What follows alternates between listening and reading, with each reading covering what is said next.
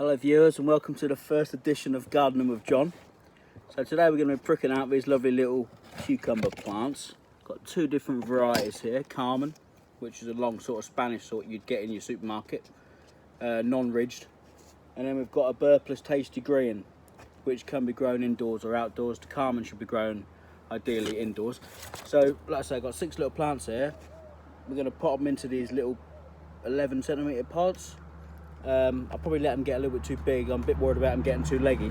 So what I'm going to do is, if you've got a dibber or using your fingers, make a little hole in the compost, quite deep.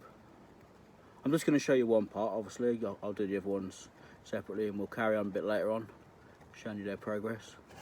Right, so we've got a nice little hole in there, as you can see. So then we're going to try and get these plants out. I'm going to use a knife and I'm going to try first on one of these tasty greens because I've got a few of those and I'm not as bothered about if I do lose one. So just going to gradually tease it out.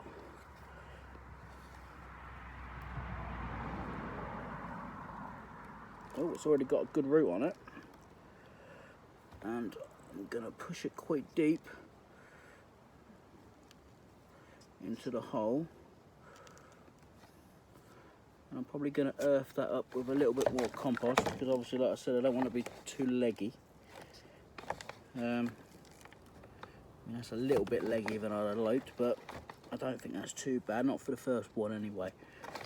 So, you know, we're all new to this, so there you are, look. Perfect, and that's a burpless tasty green. The idea is I'm going to probably pop these into the unheated tunnel, probably at the end of April, 3rd week of April, depends on the temperature.